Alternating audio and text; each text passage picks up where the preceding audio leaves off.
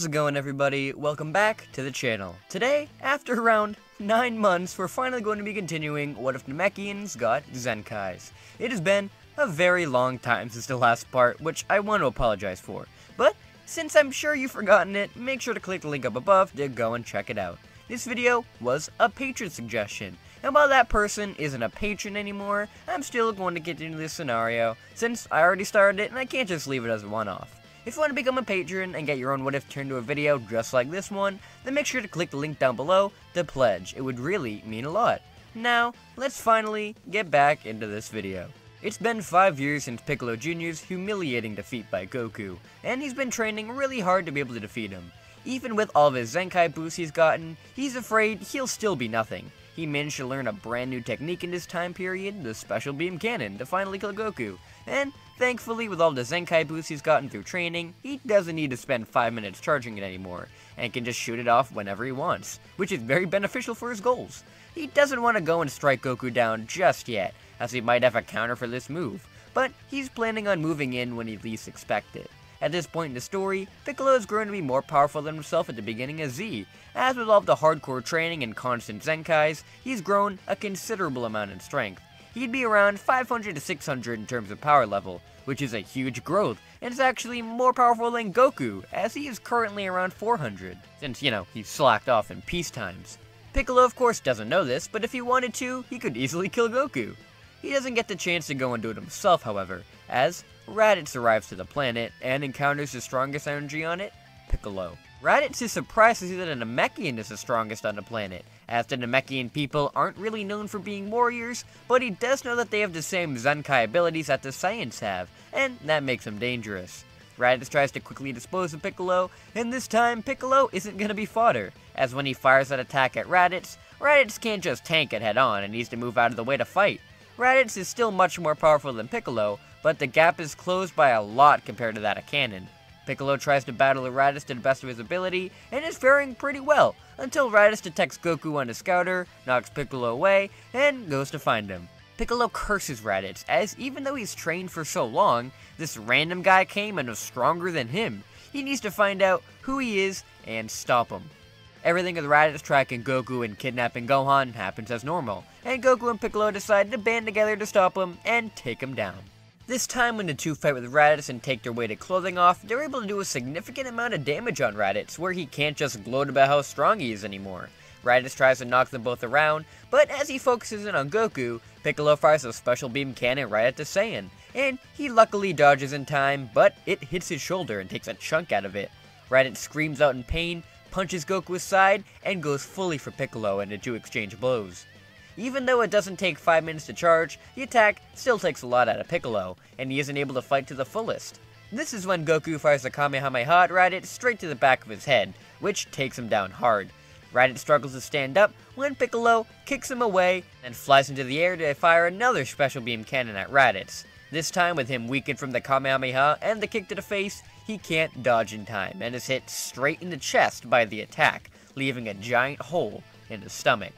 Goku and Piccolo walk up to Raditz, and he sputters out that they were a lot stronger than he thought, and while the two did manage to kill him, they're nothing to the other two Saiyans that'll be coming here in a year. And he coughs up more blood and dies, leaving Goku still alive.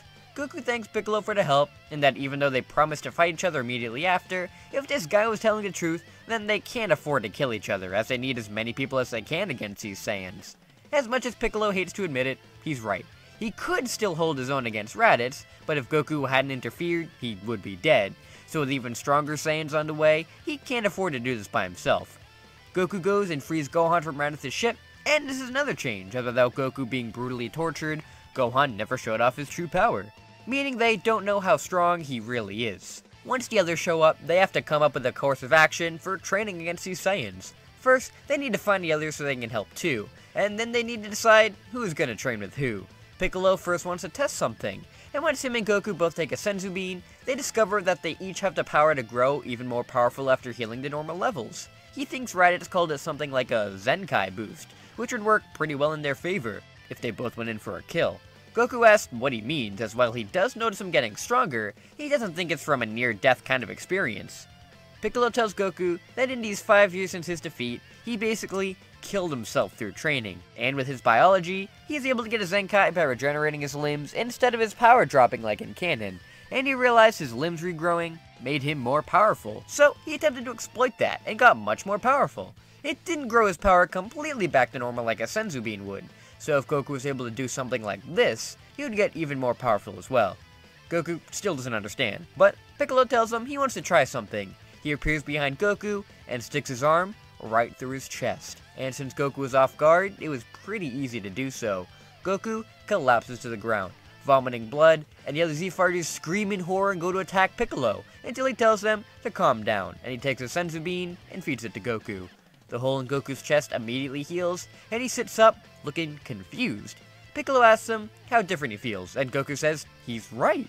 You'd think he would feel like crap after having a literal hole in his chest, but after the Senzu, he feels even stronger than he did before. Piccolo says that if the two are able to exploit this trick of theirs, then they may be able to get stronger than these two Saiyans just by this alone, as they seem to be the only ones willing to basically kill themselves to get stronger. The other Z-Fighters don't really like this idea, but Goku says that these Zenkais that him and Piccolo can get really help the two get more powerful, and as long as they have plenty of Senzu with them, they should be fine to eventually match up with the Saiyans. The other Z-Fighters tell Goku that they'll go along with him on this one, and hope that what he's doing is right.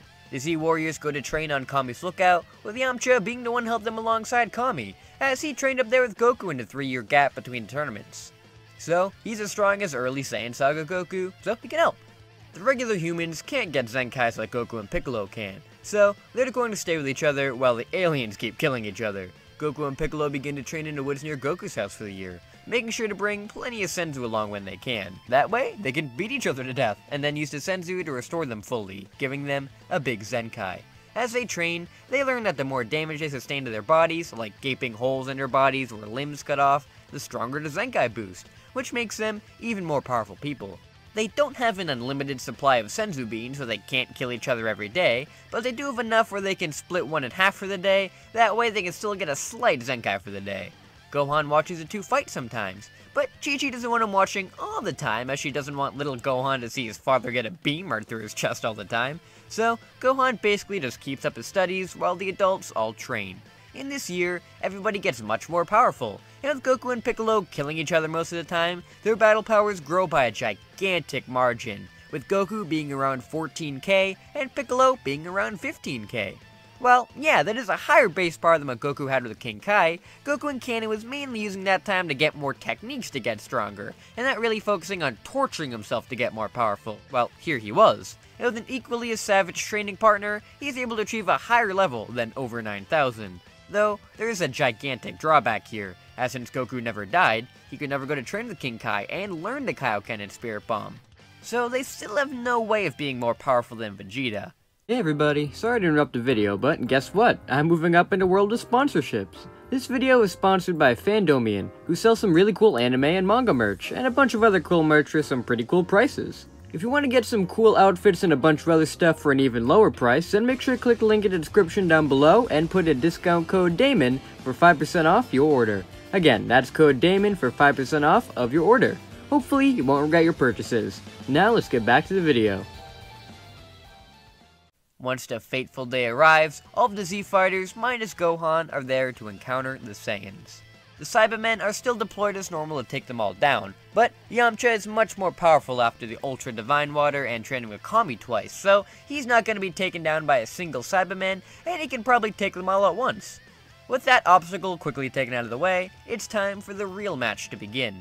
Nappa rushes in to take the others, and Goku and Piccolo realize how weak this guy is in comparison to them, and Goku doesn't want to risk the others getting killed, since if any of them die again except for Yamcha, they're done for good. So, he quickly takes on Nappa by himself, and Nappa is taken down in literally no time flat.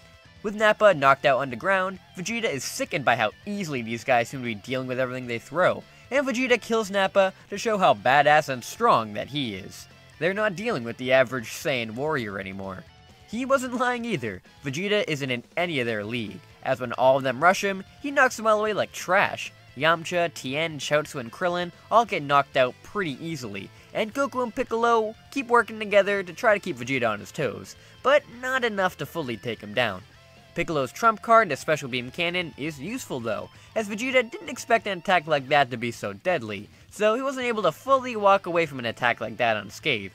The fight does continue, and Goku and Piccolo aren't down yet, as they work together so well that it's similar to Goku and Yamcha versus Vegeta in the Yamcha manga, where all of them are really injured, but not one giving up.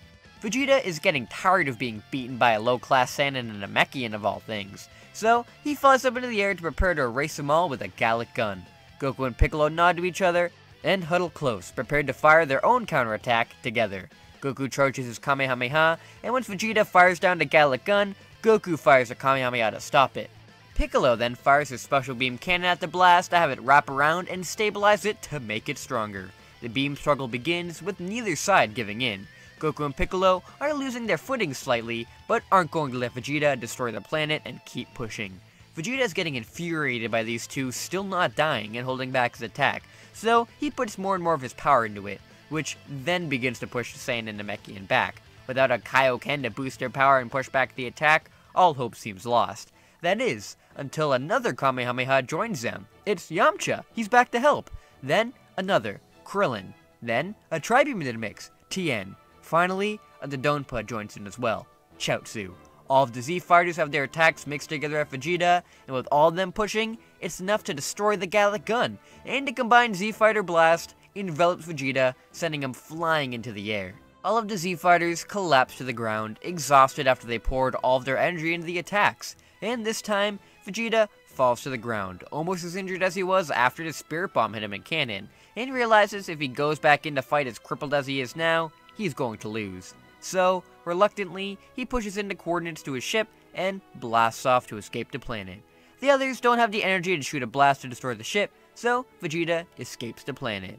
Even though Vegeta got away, they count as a victory, and thankfully, everybody survived, meaning there's no need to travel to Namek to revive everybody like in canon. While the Z fighters celebrate, it doesn't mean that all is well. Frieza has still heard about the Dragon Balls and has made his way to Namek to retrieve them for himself, though this time, he's traveling to a very different Namek than in canon. And that's where we're going to be leaving things for right now. Hope you guys enjoyed the continuation of this scenario, as it was fun to go back in and give Piccolo the spotlight like he deserves by making him survive. Next time, we're going to Namek in a very different way, and if you want to see how that's gonna go, then make sure to like this video and subscribe. If this video can hit 500 likes, then I'll make sure to continue on with another part. Thank you all so much for watching this video, and until we meet again.